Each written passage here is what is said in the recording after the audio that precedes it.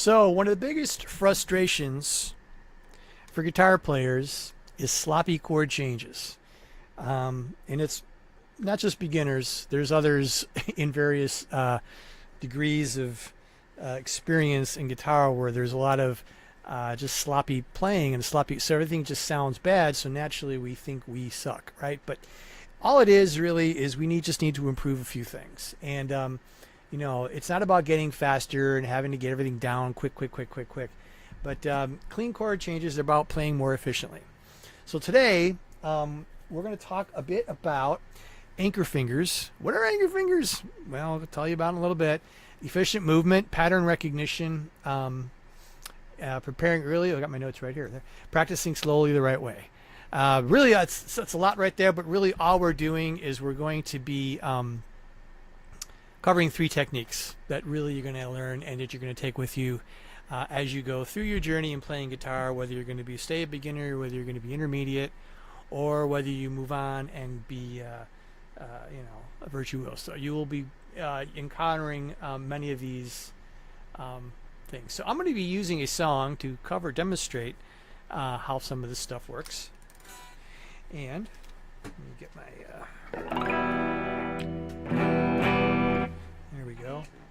And quick tune check. So I'm going to do it's a Green Day song by it's called Boulevard of Broken Dreams. Now normally this song is played at the capo, but I'm going to avoid the capo just for demonstration purposes. All right. So we're going to look at this the beginning of this song.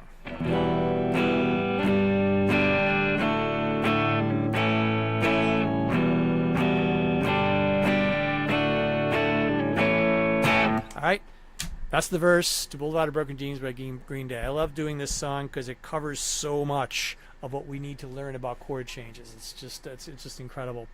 So, okay, now let's look inside and see what's happening with these chord changes. All right.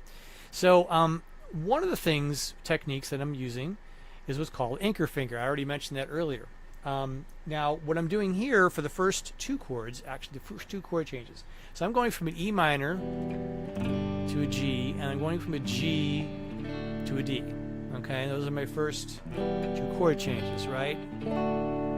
So I don't know if you picked up on this and what I'm doing, but when we go from one chord to the next, what we want to find out, one of the things we're looking for is, do we have the same finger on the same note between 2 chords, right?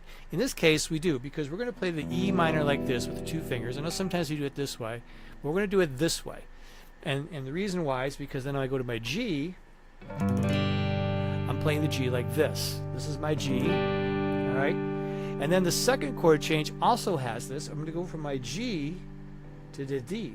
And what I'm doing here is I'm keeping my ring finger glued, all right? So if the finger doesn't need to move, don't move it, right? So sometimes we're doing this and we're trying to find our positioning, and then we take our hand off and we're doing this when we don't need to do that at all. We can just take this, keep one finger here. The music, the chord is still flowing. We got the G, chord is still flowing, and then we're going to go to the D. Everything's still flowing. So I'm not taking my hand. I never took my hand off of the fretboard, like at all. So this is the anchor finger, and the anchor finger is really, really useful. You're going to find this in a lot of songs. There's going to be a lot of cases where you're going to be, I don't know. Those are just one example. But let's say C to A minor. It's not in the song. Well, at least that's part of the song. But if you notice the C to C minor, here's the A minor right here, and here's the C minor. So in this case, I'm locking 2 fingers now, because when I play the A minor, I got the middle finger and the pointer finger, and when I go to the C, all I got to do is move our ring finger and make that C right there. See, I'm just gluing that down. I'm not having to do this, right? A minor, C. And all you got to do is just practice these 2. If this is something that's really, really new to you, just focus on it. Let's just say, just for example, you're going to learn Boulevard of Broken Dreams, right? But you got to get this chord change down. You just do this over and over. You go back to E minor, back to the G, back and forth, and then the same thing from the G to the D. You don't learn the whole song. You learn the areas that you're trying to work on, and you got to get these chord changes down, we're going to just do it this way. All right, so between these two, right, I'm using that anchor finger. And it keeps me stable, and it enables me to find that chord quicker too, because that finger's already there when you get to the next chord. You don't have to kind of guess, especially like this is again for beginners out there. You don't have to guess, right? And the same with that C and the A minor. You're holding two fingers down, two anchor fingers, so you can have multiple, and just do that. Okay, so so instead of lifting everything, that is really inefficient playing. We don't want to be inefficient. What we want to do is we want to be efficient. And I'll probably do another lesson coming up for those of you who want to play lead. Efficient playing is crucial there. So if you're in the beginning stages or early intermediate, maybe one day you want to play lead guitar, learn this idea first, playing efficiently, all right? So that we're not just playing sloppy and the chords changes sound really, really good. All right, now we got the second technique. Okay, the second technique is called the slide finger, and it just does just that, slide. So what you're going to try to do here is you're going to find when you're between two chords, does that finger share that same string? And it does right here. After we did this, we're going from D to A major. And so what I'm doing here, if you watch my ring finger, I'm just sliding it from the 3rd fret to the 2nd fret to form that A major. And then you go back. And this is how you practice, just like we do with the anchor finger, right? You're going to go and you go back and forth and use that slide. It'll guide your fingers. Trust me, you will be able to land these chords. Especially if you're in the beginning of your journey, you're going to land these chords like you won't have to look at it before you know it. You're not going to be struggling, all right, trying to guess. Wait, the fingers go. No. And you go back and forth. You develop that muscle memory too that you need, which is really crucial to playing guitar. Just in general, is getting that muscle memory down. And oftentimes that's what we're doing. We're practicing whatever we're practicing to get that muscle memory down. And so this is just another efficient way as a slide finger. We're just sliding that finger down. Now, do I use that in other cases? Sure. There's other, I mean, I'll show a few. We're not going to get deep into these chords.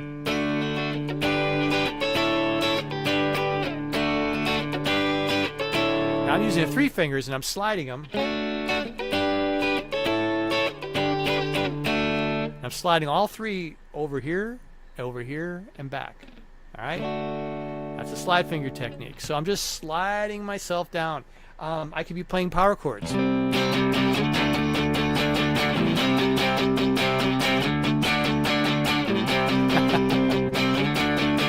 All right, so now here's power chords. If you've done power chords, same thing.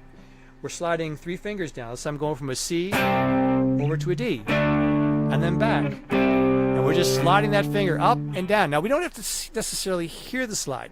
This is not what we're talking about here. Some songs require it, some don't. So if you're going to slide the finger to the next chord, you can lift that finger a little bit off that fretboard, slide it, keep it on that string, and then press down again if you don't want to hear the slide. If you want to hear the slide, just keep it down.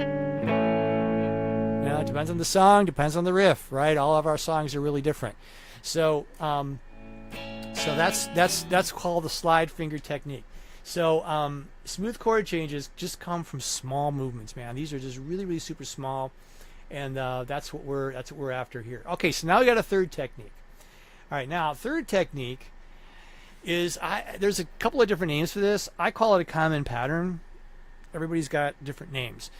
What we're talking about here is the shape. When you form a shape, so I'm gonna get off of Boulevard of Broken Dreams. I'm gonna get back down in a minute. This is a really good one here. So here's an E major chord that most people know, I would hope, and then here's an A minor chord most people know, right? So what are we doing here? We're taking the shape. If you see how your fingers are where the middle finger is above the ring finger, above these strings, and then the pointer finger's down here.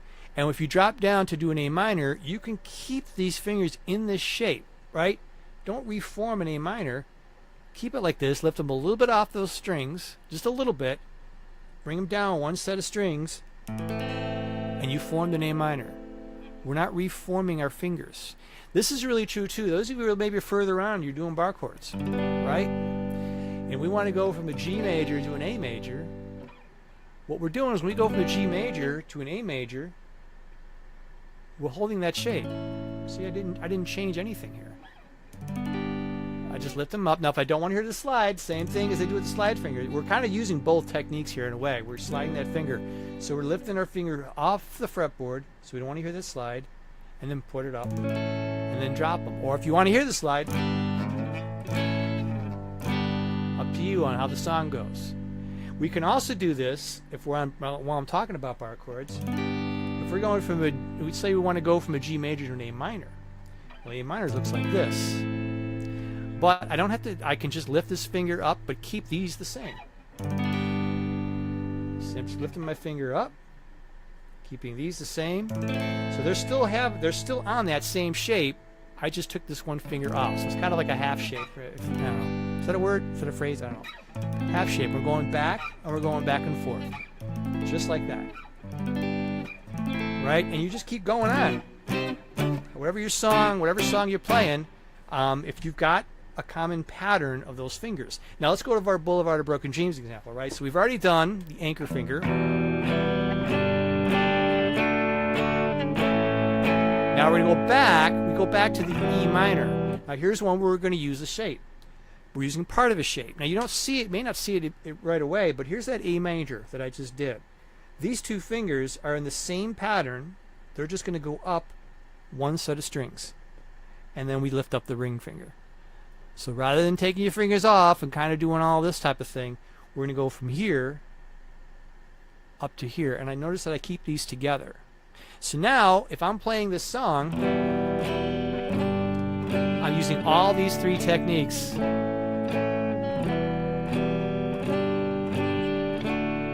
It really makes it a lot easier, doesn't it?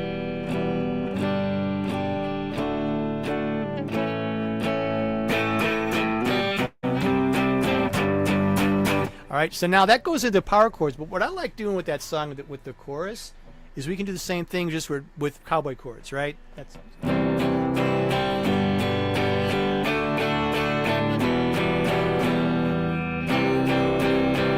This is a really common one. Going from the C to the G.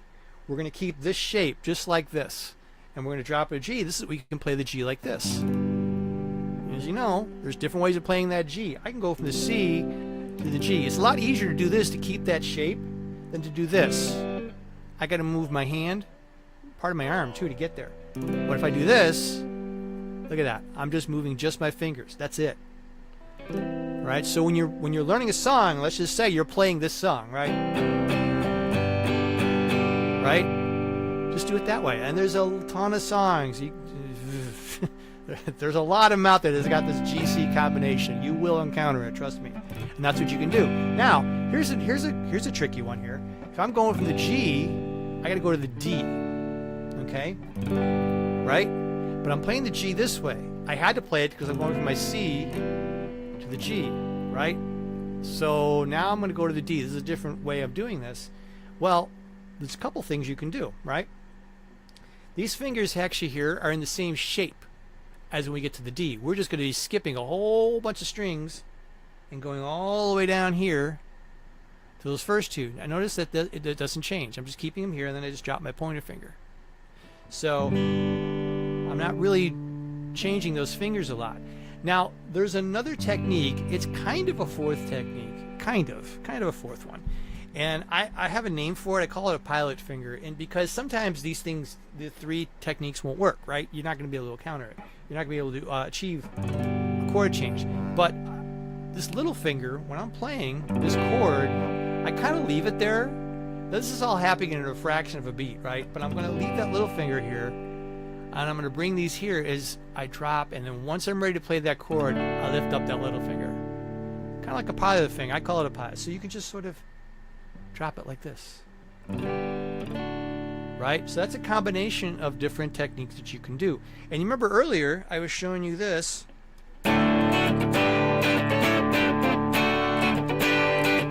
Remember I was telling you that was a slide finger? Well, that's also a common pattern, right? This D shape. So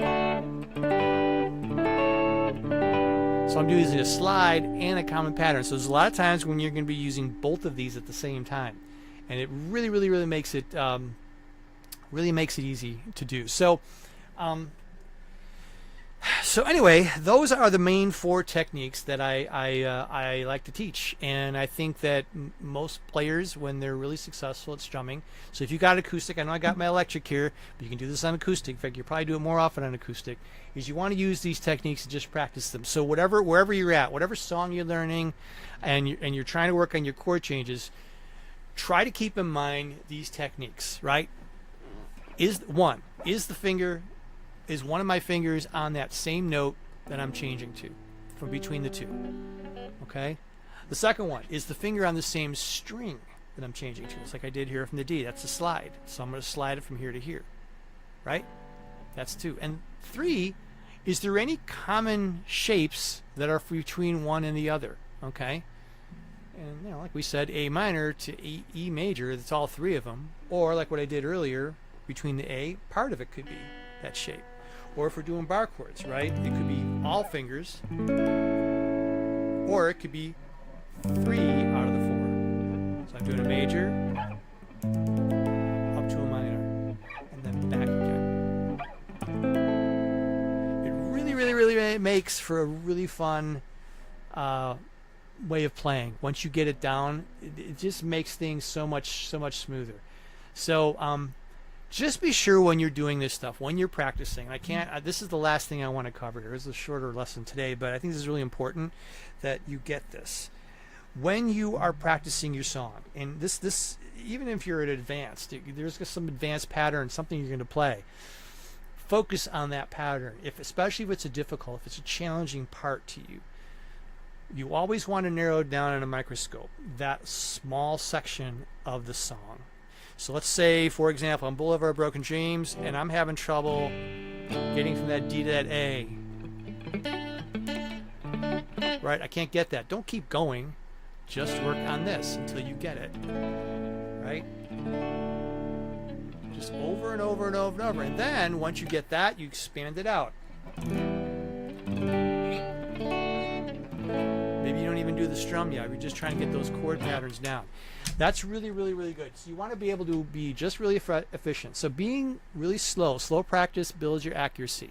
And being accurate is really what's going to be the difference between you sounding good and sounding like crap. Okay? We all don't want to sound like crap. So you just got to practice it over and over and over and over and over again. So, couple things I will have in the link below. If you're live right now when I'm teaching, it's probably not there, but just give me a minute. If you're watching this later, you'll see it. I've got 2 things for you down there. They're both free things. One is called the chronic chord condition. So it's got an interesting name, but I go over in that free handout all 4, really the 4 different techniques. I said 3, but 4 different techniques in there, and I go over some of these examples. I do use Boulevard of Broken Dreams, but I got other songs too that I teach.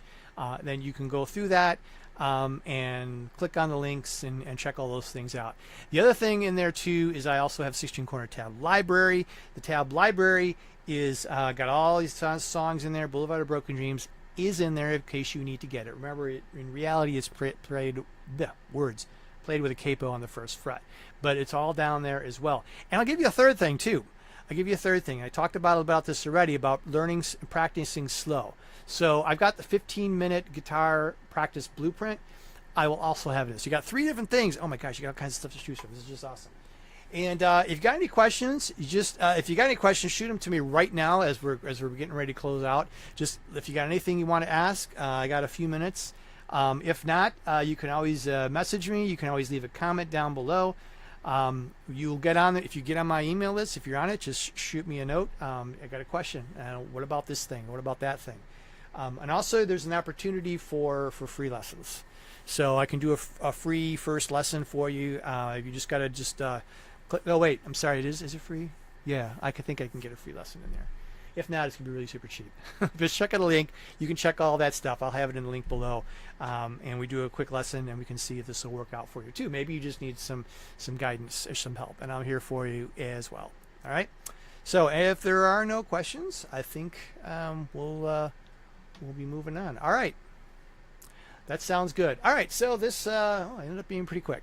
So that's cool. So this is going to obviously be on YouTube, so it's going to stay on there, so you got to go back to it, refer to it, and I'll see you again. I'm going to probably do a lead guitar one next, and so I'll catch you on that one. Just look for that on the internet and sign up for my email, for my free email list, where I'll give you notice too on when I'm coming out with more stuff. Would love that. Love to hear from you too. All right, that's it, guys and girls. So thanks for joining me. Thanks for stopping on by. I always enjoy and I love doing this. So I'll catch you on the next one. Got more videos coming up on YouTube too, so look out for them as well. All right, so y'all take care. Adios.